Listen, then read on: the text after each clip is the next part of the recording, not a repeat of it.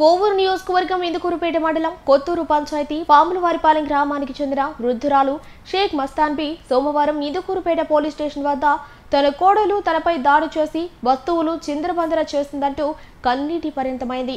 ఈ సంఘటనకు సంబంధించిన వివరాలు ఇలా ఉన్నాయి. పాములవారిపాలెం గ్రామానికి చెందిన షేక్ మస్తాన్బీకి కొత్తూరులో నివాసం ఉంటున్న ఆమె కోడలకు ఇంటి వ్యవహారాలలో ఈ క్రమంలో కోడలు దౌర్జన్యంగా అత్తపై దాడి చేసి కొట్టినట్లు పోలీసులకు ఫిర్యాదు చేశారు. పోలీసులు తన ఇంటికి వచ్చి వాస్తవాలు తెలుసుకున్నప్పటికీ దాడి చేసిన వ్యక్తిపై కనీస చర్యలు తీసుకోలేదని, పోలీసులు తమకు న్యాయం చేయలేకపోతే ఇంకెవరు చేస్తారని బోవురుమంది. ఇరువురి మధ్య సమస్యలు పరిష్కరించాల్సిన ఓ రాజకీయ నేత స్వార్థం కారణంగా తనపై కోడల్ని ఉసిగొల్పటం జరుగుతుందని తెలిపారు. ఆ నేత అండదండలు చూసుకుని తనను మానసికంగా భౌతికంగా వేధిస్తున్నట్లు వృద్ధురాలు మస్తాన్బీ తన బాధను మీడియాతో చెప్పి న్యాయం చేయాలని, తనపై దాడి చేసిన కోడలిపై తగిన చర్యలు తీసుకోవాలని పోలీసులను వేడుకుంది.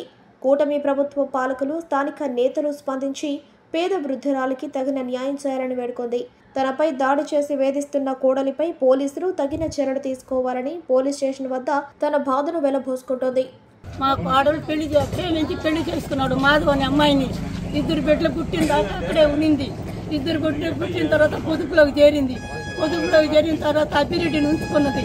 అభిరెడ్డి ఉంచుకొని నా బిడ్డ చూసి వచ్చేసాడు. నా దగ్గరికి కొట్టి తరివేసింది. కొట్టి తరివేసింది. మాకు పాప చచ్చిపోయింది. పెద్ద పాప చచ్చిపోయింది మాట మళ్ళీ పోయినాడు నా కొడుకు. మళ్ళీ కాలా చేత దాన్ని పంపించేసింది. నా దగ్గరే ఉన్నాడు. నా దగ్గరే తాగి హార్ట్ ప్రాబ్లం వచ్చింది. నా బిడ్డకి హార్ట్ ప్రాబ్లం వచ్చిన తర్వాత ఇదంతా చేసేది అభిరెడ్డి అమ్మ. నేను అభిరెడ్డి గురించి నేను బాధపడి తాగుతున్నానమ్మా నేను అని అన్నాడు. ఆమె నుంచుకొని అన్నీ ఏమంటే ఇల్లు నా భర్త పేరుతో ఉంది. ఇల్లు గవర్నమెంట్ కట్టించిన ఇల్లే మాకు ఇంకేం లేదు. ఆ గవర్నమెంట్ కట్టిన ఇల్లు ఏమంటే నాది అనేసి నన్ను చిత్రహింసలు పెట్టి కూడు తినే గిన్నెలన్నీ నేను తోటలోకి పోయి వచ్చేటోడికి అన్ని మొత్తం బయట చేసి తలుపేసుకొని వచ్చేసింది. అది మొదలు వచ్చి నన్ను అమ్మ కూతురు 2 పట్టుకొని కొడుతుండేది. నన్ను ఇచ్చే పోలీస్ స్టేషన్కి వచ్చి నాకు న్యాయం జరగల.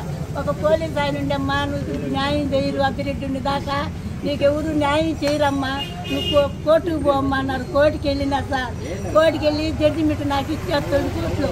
మళ్ళీ డబ్బు కల్లాది నేను డబ్బు లేని దాన్ని మళ్ళీ కోర్టుకి వేసింది. 2 లక్షలు కట్టి మన రమేష్ని మళ్ళీ వాళ్ళకి డబ్బు కట్టి మళ్ళీ ఆ కోర్టు ఇంకా కాగితాలు కూడా రాలేదు సార్. మాకు తీర్మానం ఎవరిదండి ఇల్లు చదవదు. ఆ ఇల్లు కోసం వచ్చేది, నన్ను పట్టుకొని కొట్టేది, మా సామాన్లన్నీ తీసేసేది. అది ఏమంటే అభిరెడ్డికి సంబంధించుకొని అభిరెడ్డి పడుపట్టుని చూసుకొని నన్ను ఆపుతుంది.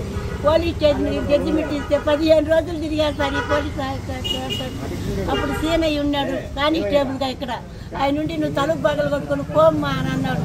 తలుపు పట్టుకొని పోతే మమ్మల్ని వచ్చి నన్ను మా అక్క ఉంది మమ్మల్ని ఇద్దరిని పట్టుకొని కొట్టి మమ్మల్ని గానా కాబట్టి చేసిన ఆమె తలకాయ పగలు కొట్టుకొని ఆ అభిరెడ్డి అంబులెన్స్ వేసుకొని వచ్చి మనుషులు మళ్ళీ పెద్ద హాస్పిటల్కి తీసుకుపోయాడు. న్యాయం నా పక్కే అయింది పెద్ద హాస్పిటల్లో కూడా. ఆ పెద్ద ఆమెను పట్టుకొని కొట్టాడు కాబట్టి అనేసి ఇట్లా అన్ని అభిరెడ్డి చేసేటప్పుడు అభిరెడ్డికి సంబంధం లేకుండా ఎట్ట ఉంటుంది. అది నాకు అభిరెడ్డి లేకుంటే ఇవన్నీ ఎట్ట చేస్తున్నావు. ఊళ్ళో రండి, ఎంత జనాభా ఉన్నారు ఒక్కరైనా చెప్తారు కదా చూడండి. గుడ్లన్నీ బయట వేసేసి నన్ను పట్టుకొని కొట్టి వచ్చింది. మొన్న చూస్తే సామాన్ అంతా అన్నం తినే అన్నం కూడా నా బిడ్డకి అన్నం ఇద్దామని శుక్రవారం వండుకున్నా నేను. అది అన్నం కూడా దోసేసి వచ్చింది. అన్నం దోసేసి సామాన్లన్నీ దోసేసి కింద సార్ వచ్చి ఫోటో కూడా తీసుకొచ్చాడు. ఏ న్యాయం చేశాడు నాకు. నిన్న పోలీస్ కానిస్టేబుల్ని పంపించాడు. నిన్న అవన్నీ చూసుకొని ఫోటో తీసుకొని ఏం న్యాయం చేశారా నాకు. పోలీస్ స్టేషన్ ఏం న్యాయం, ఈ సార్ న్యాయం చేస్తాడని ధైర్యంతో ఉన్నా నేను. ఈ సార్ కూడా నాకు న్యాయం చేసినట్టుగా కనిపిస్తుందా. అభిరెడ్డి వచ్చి కూర్చుంటుండే వాళ్ళు వస్తుండే నాకెవరు వచ్చి కూర్చుంటారు. ముందర జడ్జిమెంట్ వచ్చినప్పుడు లోపల కూర్చొని ఉన్నాడు అభిరెడ్డి. ఈ సార్ వాళ్ళందరూ నన్ను బయట నుంచి బయట తోసేసారు. బయటికి వెళ్ళిపోమని చెప్పాను. కాగితాలు ఎత్తుకొని వచ్చి